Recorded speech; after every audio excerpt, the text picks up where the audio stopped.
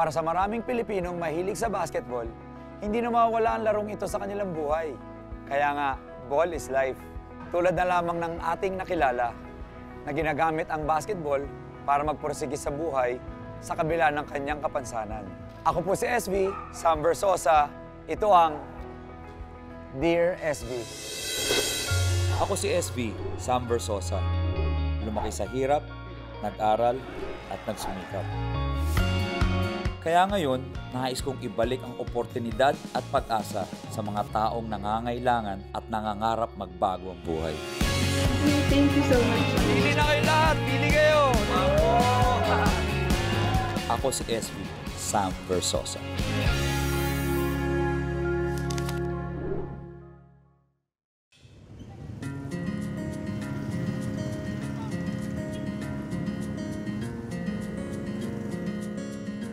Dito sa bayan ng Tanay, sa probinsya ng Rizal, tahimik na naghahanda para mag-practice ng basketball ang 22-year-old high school student na si Mark.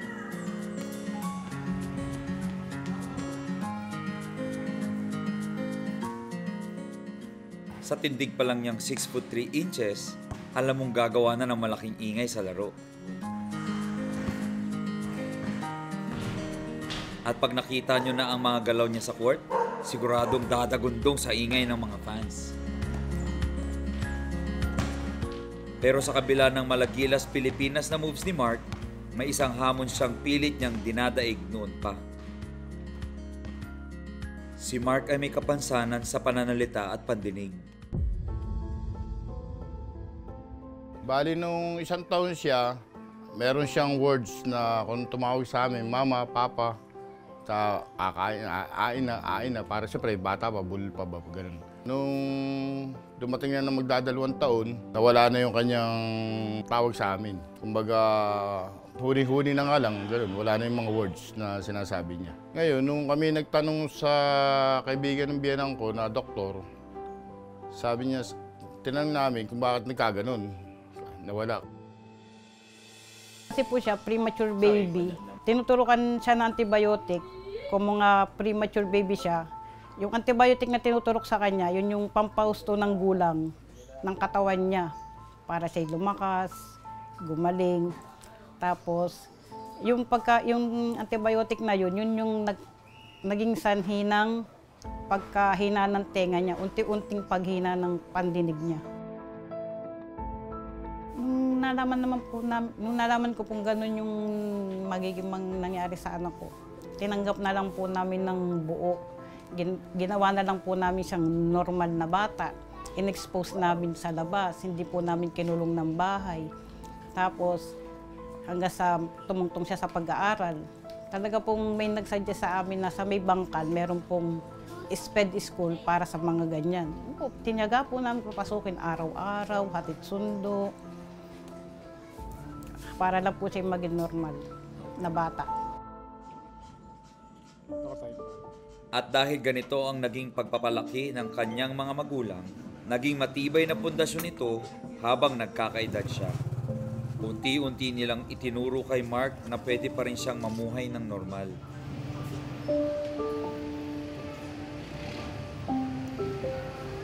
May teacher ako nung elementary at siyang nagturo sa aking mag-sign language. Noong una, nahirapan ako matuto mag-sign, kaya nahirapan din ako sa pag-aaral. Simula nung na-expose namin siya sa labas, nakakahalubilo na niya yung mga kalaro niya. Marunong na po siyang makisama, naintindihan na rin po siya ng kanyang mga kalaro. Never po siya nagkaroon ng bullying dito sa lugar namin, hindi po siya nabubully hanggang pumasok sa eskwelahan. Lahat po nung kanyang ginagawa nung araw nang hindi pa namin siya pinag-aaral, nabawasan po lahat yun. Nabawasan po, naging kalmado na po siya, naiintindihan na po niya kami. Natuto na siya sumulat, bumasa sa kanilang pamamaraan, magbilang, lahat po ng ginagawa sa eskwelahan, natutunan na po niya.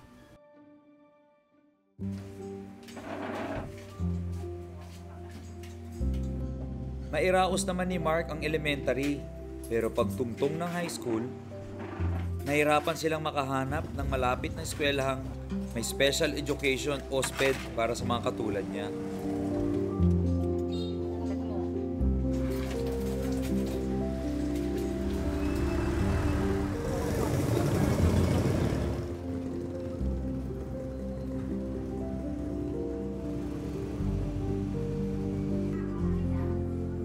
Kaya pinili muna ni Mark magtrabaho para makatulong sa pamilya.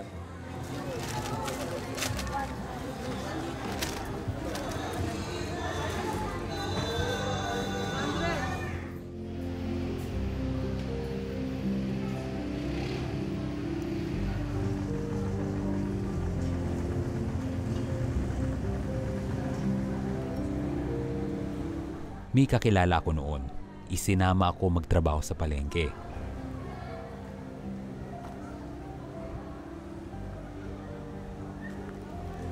Nakita naman ng amo ko na marunong ako, kaya tinuruan na rin ako magkwenta.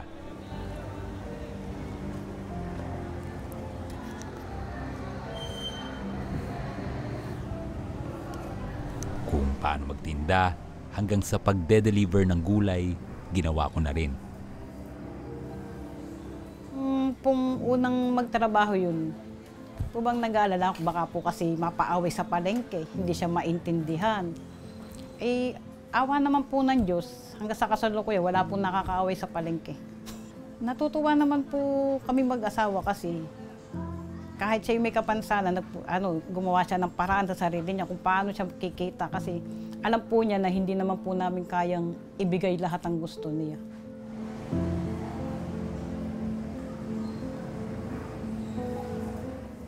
Pinili kong magtrabaho kasi mahal ko yung pamilya ko.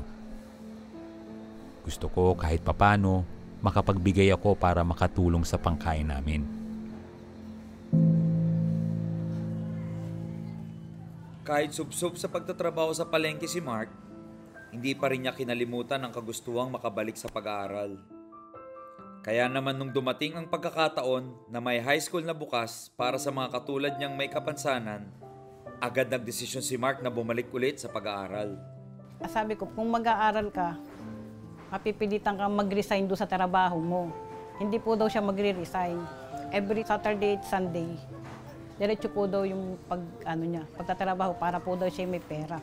Para sa baon niya, kumbaga po ba, nag-self-supporting na po siya sa kanya sarili.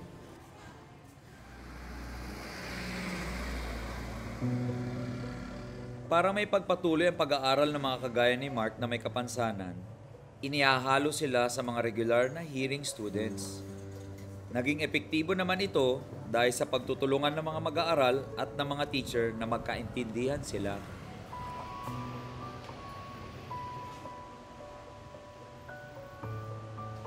Okay, these are the example of the picture of Canton. I'm sorry, I don't have Malaki ang naging adjustment nung pumasok ako rito. Di marunong mag-sign yung mga kaklase ko, kaya tinuturuan ko sila para magkaintindihan kami. Dahil hindi rin marunong mag-sign yung mga teachers ko, pinipilit ko na lang talaga intindihin lahat ng lesson namin sa klase. At kahit gaano pa kahirap ang araw-araw na klase para kay Mark, ginagawa pa rin niya ang lahat ng pwedeng paraan para matuto at makapag-aral. Nakita ko nag-enjoy naman siya. Tapos, gusto niya yung mga kaklase niya. Mabilis siyang sumunod. Ang ko nga sa kanya, habang siya sumusunod, nakismile siya. Di ba na mo yung kanyang mukha? Pag may dimple siya Nakismile siya habang siya kumikilos. Nagbawali siya ng matataas na area siya. Ang taga-abot kasi matangkad siya Okay lang sa kanya, mabilis siyang sumunod. Parang napipil ko, mabait na bata talaga si Laina. Talagang siya masipag, interesado siya talagang mag-aaral.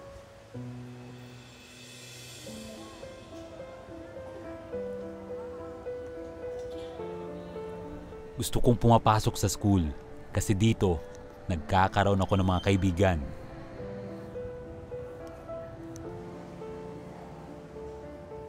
Mahirap pag-aral pero kinakaya ko para sa pamilya ko.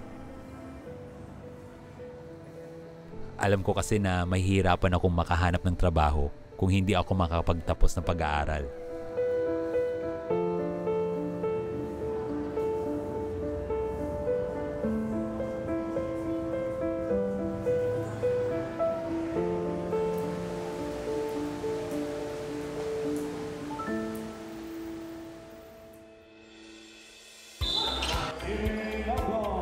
Today, meron tayong naimbitahang special na basketball fan, si Mark Laino.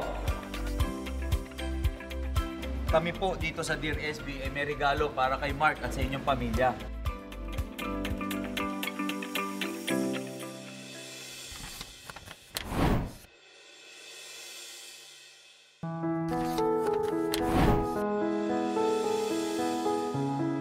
Saludo ako sa pagpupursige ni Mark para tuparin ang mga pangarap. Kaya naman, para suklian yan, kami muna ang bahala sa kanya ngayong araw. Meron akong inimbitang special na bisita para bigyan pa si Mark ng inspirasyon.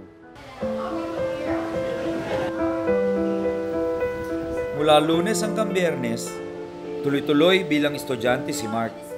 We can do the same thing. Any cook home. You cook in your home also, okay? Habang tuwing Sabado at Linggo naman, nakikipagbuno naman siya sa palengke bilang helper. Pero sa gitna ng ingay ng dalawang mundo na yan, araw-araw ibinubulong ni Mark ang pangarap niya para sa sarili. Subsob man sa pag-aaral at pagtatrabaho, isinisingit pa rin ni Mark ang isa pa niyang pinagsisikapan ng gusto, ang basketball. Ang goal po talaga niya nung talagang gusto po daw niyang maging PBA player. Ang sabi ko parang imposible kung gano'n. Kasi nga po may kapansanan siya. Ang gusto ko lang naman po talaga sa kanya, matapos na yung kanyang pag-aaral. At ang ginagaya niyang moves, si 2021 PBA MVP Scottie Thompson pala. Gusto ko talaga balang araw ma-meet si Scottie kasi ang galing talaga niya. Pwede nga lang talaga makapagpa-picture. Lagi ko talaga siya pinapanood sa TV kasi nga hanga ako sa galing niya maglaro. Para kay Mark, tuloy lang ang buhay.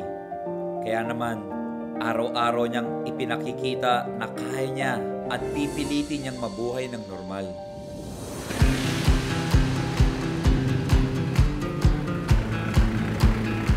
Hindi alam ni Mark na nakarating sa akin ang kwento niya. Kaya naman ngayong araw na ito, maaga namin siyang pinasundo. Wala siyang kamalay-malay na may inihanda kaming sorpresa para sa kanya.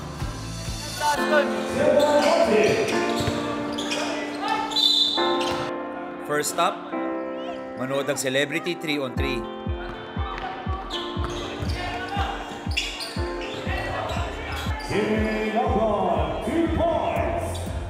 Ayos, di ba? Meron din tayong special guest na kasama natin ngayon. Brother, ikaw po. First of all, congratulations sa Choose to Go 3-on-3 dito sa third floor. Yung Dear SB po, laging nakasuporta kay Gerald sa third floor, laging tumutulong. Today, meron tayong naimbitahang special na basketball fan. Isa siyang deaf, but talagang iniidolo niya kayong lahat. At ngayon, bibigyan natin siya ng special na experience makasama yung mga celebrity basketball players natin. Gusto ko lang tawagin si Mark Laino. Tara, napaka po natin si Mark Laino. At syempre, Gerald, alam ko may special kang regalo para kay Mark. Mark, para sa'yo, regalo ko ni Gerald Anderson. Congratulations. Wow! May bagong sapatos agad. Galing sa kaibigan nating si Gerald Anderson. First of all, gusto ko pasalamat kay SB for doing these kinds of projects.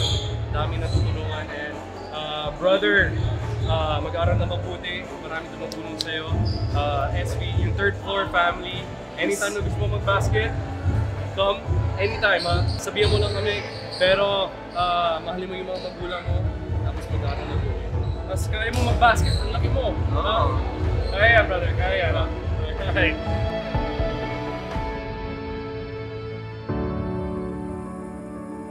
Pero siyempre, hindi lang yan ang handog natin kay Mark. Nandito po tayo sa SB Ballpark. Ito po yung basketball court na pinagawa namin nung pandemic. Dito po kami nagpa-practice, nagpapapawis at nagpapalakas. Ito din po yung court na ginagamit ng mga amateur and mga professional basketball players pag nagpa-practice sila. Nandito po tayo ngayong araw para makilala isang special na basketball fan. May konting kapansanan po siya sa pandinig at sa pagsasalita. Pero ngayong araw, bibigyan natin siya ng regalo at sorpresa para sa kanya. Mark! Tay! Ito po. Tay, balita ako, mahilig daw mag-basketball si Mark. Saan ba siya naglalaro ngayon at paano siya natuto? Kumbaga sa mga tropa-tropa din niya, dati kasi badminton lang siya eh. Ngayon, ang parang na-inspire siya na maglaro. Ayun, kinukuha siya ng mga liga na gugugutin siya. Okay. Nabalitaan ko rin na si Mark daw ay nag-iipon para pang tuition niya para sa kolehiyo. Ganun na nga. At nagtatrabaho daw siya sa palengke every weekend para lang makatulong sa pamilya ninyo. Talaga? Ano mga ginagawa niyang trabaho? Karikador, ganyan, taga-salansa ng gulay. Ito, ang kanilang uniform ngayon kasi may liga ngayon sila. Alam mo tay, para hindi niyo na problemahin yung pag-iipon ni Mark at yung pagtatrabaho niya, kami po dito sa Dear SB ay may regalo para kay Mark at sa inyong pamilya. Thank you po. Alam niyo ba kung ano? Sasagutin na po namin ang scholarship sa college ni Mark. Sagot po ng Dear SB.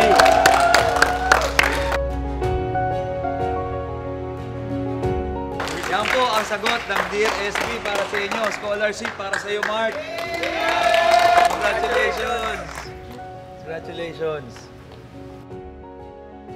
Walang anuman, Mark. Alam mo, dahil alam namin nagsusumikap ka, alam namin na gusto mong makapagtapos ng pag-aaral, regalo namin yung scholarship mo mula sa Dear SB. Ano bang course ang gusto niya sa college? Computer po. Computer! Naku, tamang-tama yan. Mark, dahil mahilig ka sa computer at siyempre alam natin ang hilig ng kabataan yan, may isa pa kaming regalo para sa'yo.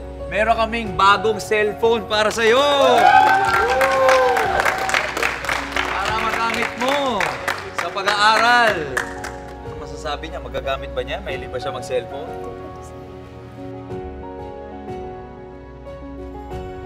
Sa'yo, walang anuman. So ngayon, meron na siyang bagong cellphone.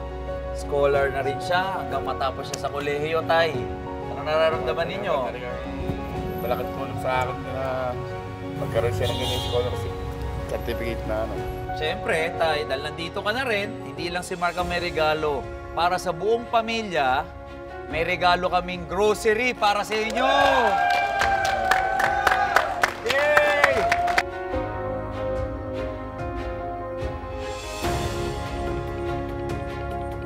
Mark, ano masasabi mo? Meron kang grocery para sa'yo. Dalawa yan, para sa pamilya mo. Yan, tay. Okay ka ba, Mark? Masaya ka ba? Ito, Mark, handog ng Dear SB para sa'yo. Meron akong special na bisitang in-invite para sa'yo. Walang iba kundi ang ating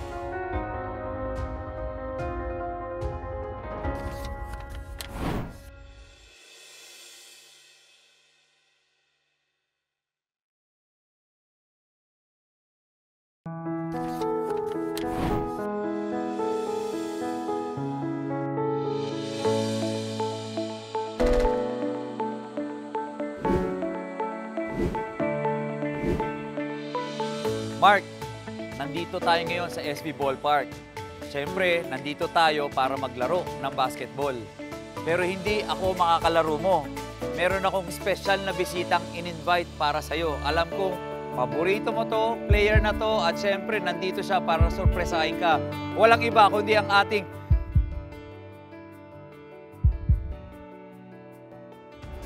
PBA Most Valuable Player at Superstar, Scotty Thompson.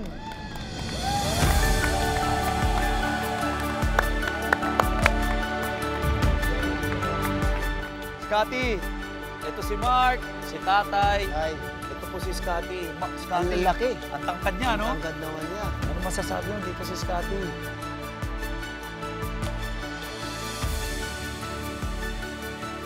Mark, nandito na Ayos. yung idol mo. Sobrang deserve mo yan. O Mark, handa ka ba? Kasi nandito tayo sa basketball court. Okay lang bang makalaro mo ng konti si Scotty Thompson? Pero bago yun, siyempre, dahil pareho kami naka-SB, kailangan naka-SB jersey ka din. Nasa yung SB jersey niya? Ito. Suot mo yan bago kayo maglaro. Suot mo para mas maganda.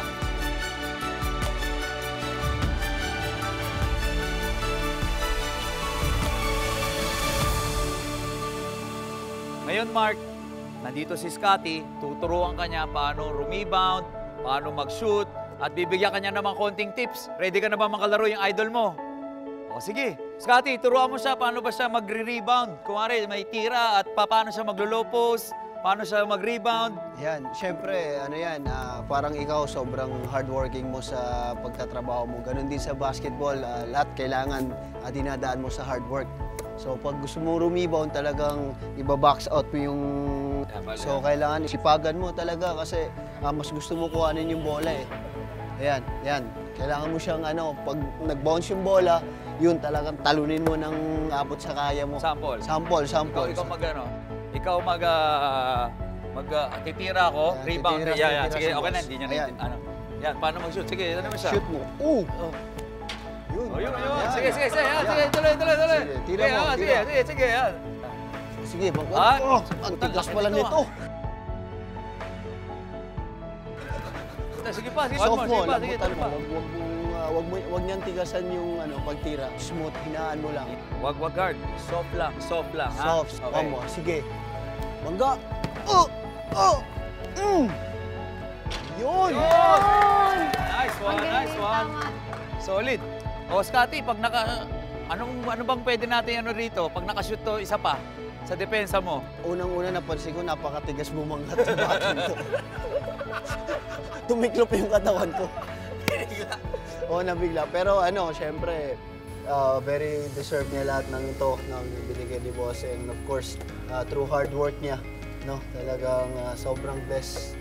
And malayo yung mararating niya, marami siyang potential na sa career niya. Especially sa pagbabasketball, mayroon pa siyang potential. So mag-aaral lang siya ng mabuti lalo. And of course, yung basketball darating din. At, siyempre Mark, bago ka umuwi, may special na regalo sa'yo si Kuya Scotty. Meron siyang ibibigay na special na regalo para sa'yo. To Mark. Ano ba yung Mark na case? Yeah!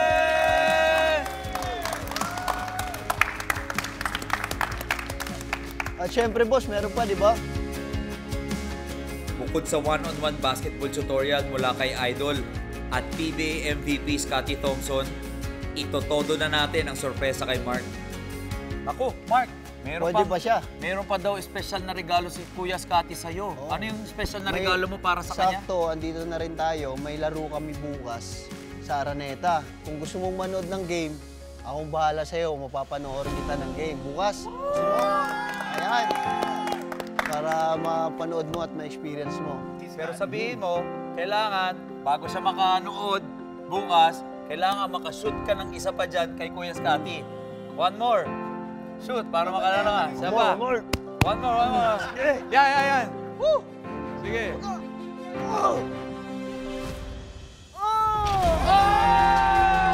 Inis pala pag may premyo. Nice. Bukas, manunod tayo, Hinebra. Boss, Thank boss, you, boss. Scotty. Mark, I'm happy for you. At bago tayo matapos, meron tayong one selfie picture. Picture go. with Idol. Oh, ito. Yung bagong cellphone mo. Ito yung bago mong cellphone, di ba? Baka na. This is yours. So selfie mo yan.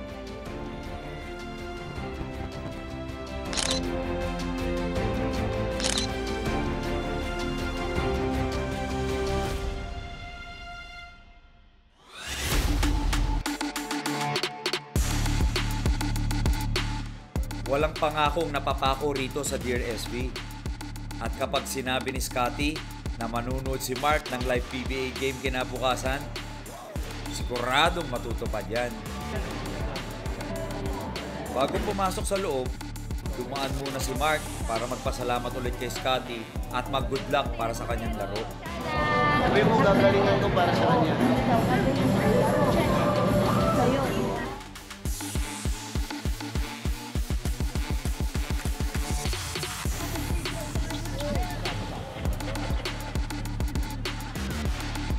Kita nyo naman, hindi lang basta courtside. Literal na nasa sideline si Mark at pwedeng makipag-high five sa mga teammates ni Scotty.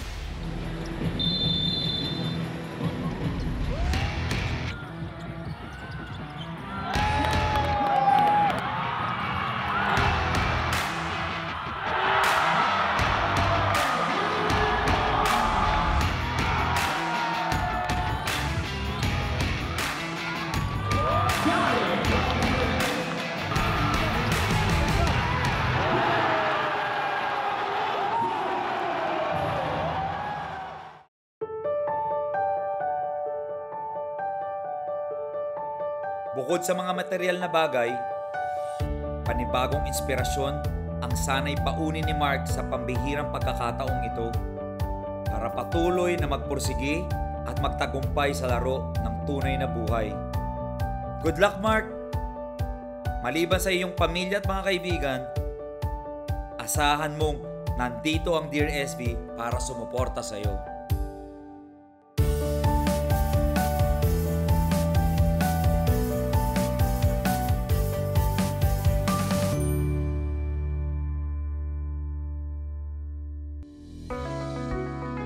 Lubos akong pinahangan ni Mark. Masipag, porsigido, at higit sa lahat, may pangarap. Sana'y naging inspirasyon ang kagaya niya sa marami sa inyo na ipagpatuloy lang ang laban, lalo pat alam niyong kakampi niyo ako dyan. Muli, ako si SV, Sam Versosa. Kung meron kayong mga kahilingan para sa inyong mga sarili, kamag-anak, kaibigan o kakilala, ba't di niyo ako sulatan? Ito ang Dear SV. Ngayong araw, makikilala natin ang dalawang bata na sa kanilang kalagayan o kahirapan, patuloy pa rin na nagsusumikap. Anong grade nyo na, Ryzen? 4 po.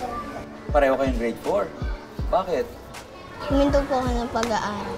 Huminto.